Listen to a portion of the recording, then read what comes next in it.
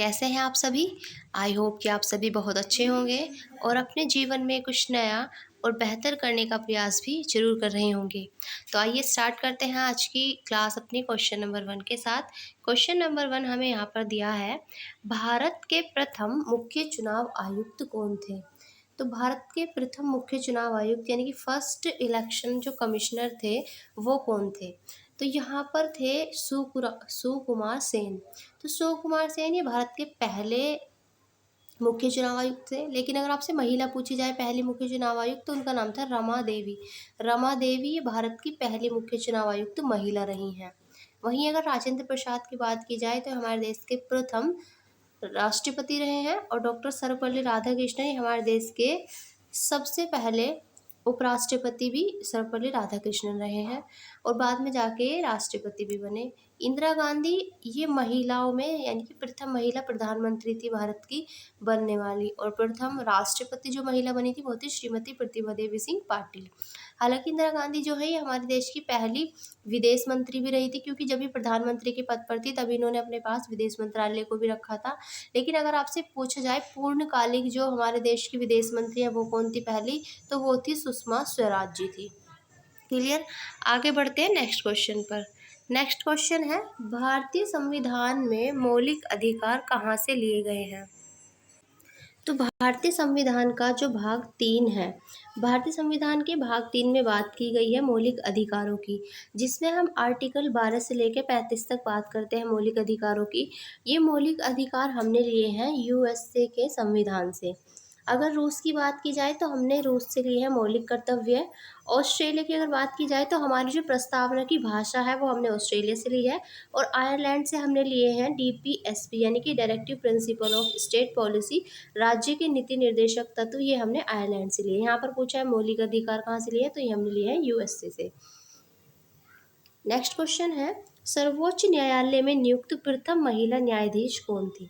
देखिए supreme court की अगर बात की जाए तो वर्तमान समय में सुप्रीम कोर्ट में 34 जज हैं। 34 में 33 तो अन्य जज होते हैं और एक होते हैं चीफ जस्टिस ऑफ इंडिया। तो आज तक की भी अगर हम बात करें वर्तमान समय तक की भी, तो भारत में जो सुप्रीम कोर्ट है हमारा नई दिल्ली में, वहाँ पर कोई भी महिला मुख्य न्यायाधीश यानी कि चीफ जस्टिस ऑफ इंडिया के पद पर नहीं बैठी है। लेकिन जो अदर जज हैं उनमें महिलाएं रही हैं और अभी भी हैं। तो यहाँ पर हमसे पूछा है पहली कौन बनी थी जज यहाँ पर, तो सर्वोच्च न्यायालय में पहली जज बनने वाली महिला है एम फातिमा बीबी। और अगर आपसे पूछा जाए कि किसी भी हाई कोर्ट में बनने वाली पहली महिला मुख्य न्यायाधीश कौन है, तो वो है लीला सेठ। कर्णम मल्लेश्वरी ये भारत की एक रेसलर है, ये याद रखिएगा, प्लेयर हैं एक भारत की। Next question, great barrier reef कहाँ पर स्थित है। देखिए ग्रेट बैरियर रीफ जो कि कोरल से निर्मित होती है या फिर प्रवाल भी कह सकते हैं, प्रवाल या कोरल से निर्मित जो रीफ है ये पड़ती है हमारी ऑस्ट्रेलिया में। तो ऑस्ट्रेलिया में है ये विश्व की सबसे बड़ी great barrier reef. Next question है, सिखों के अंतिम गुरु कौन थे। तो सिखों के सबसे पहले गुरु थे गुरु नानक देव, और दूसरे नंबर जो इनके गुरु थे उनका नाम था गुरु अंगद देव। और यहाँ पर बात की गई है अंतिम गुरु की, तो सिखों के अंतिम और 10वें गुरु थे, क्योंकि सिखों में टोटल 10 गुरु माने गए हैं और ये थे गुरु गोविंद सिंह। नेक्स्ट क्वेश्चन है हमारे सामने, हिंदू धर्म में कौन कौन से धर्म को शामिल किया जाता है। तो हिंदू धर्म की जब हम बात करते हैं तो इसमें बौद्ध, जैन और सिख ये सभी धर्म शामिल हैं। जैन धर्म को तो 2014 में ही शामिल किया गया था हिंदू धर्म के अंदर। तो यहाँ पर तीनों ही हैं, तो इसलिए ऑप्शन नंबर डी यहाँ पर सही जवाब आएगा। बौद्ध, जैन और सिख सभी ये हिंदू धर्म में शामिल हैं।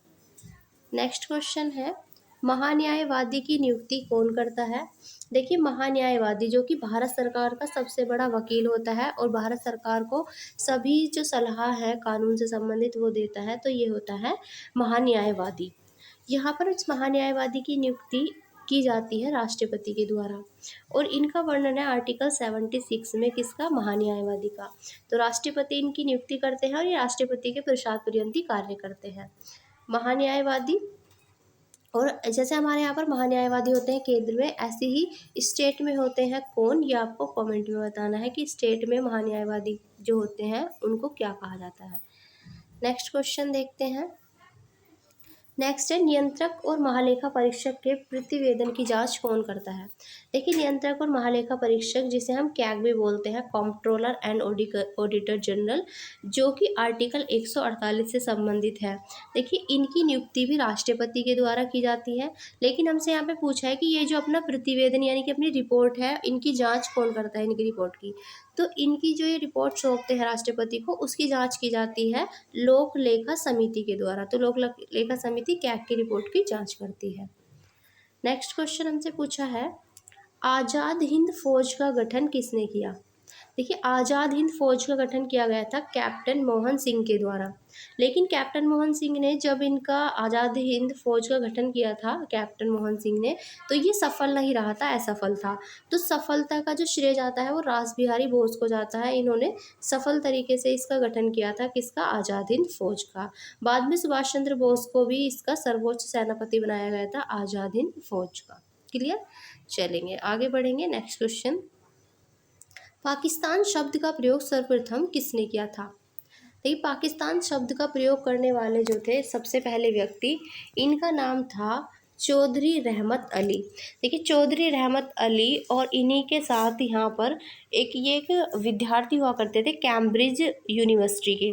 तो यहाँ पर चौधरी रहमत अली और उनके 3 साथी थे। इन्होंने 1933 में अपना एक पत्र, एक पैम्पलेट कह सकते हैं, इन्होंने अपना एक पैम्पलेट प्रकाशित किया था, जिसका नाम था अब या फिर कभी नहीं, यानी कि नाउ और नेवर। ये इन्होंने अपना पैम्पलेट एक जारी किया था, जिसमें इन्होंने इस शब्द का, पाकिस्तान शब्द का यूज़ किया था।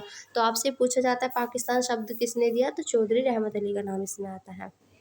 क्लियर है, चलिए आज की क्लास में इतने ही क्वेश्चंस रखते हैं, फिर मिलेंगे कल एक नई वीडियो के साथ। तब तक के लिए अपना ध्यान रखिएगा। और अगर आप चाहते हैं आपको PDF भी मिले, तो आपको टेलीग्राम लिंक इसके डिस्क्रिप्शन में मिल जाएगा, आप वहां से टेलीग्राम भी ज्वाइन कर सकते हैं। तो फिर मिलेंगे नेक्स्ट वीडियो में, तब तक के लिए जय हिंद, जय भारत।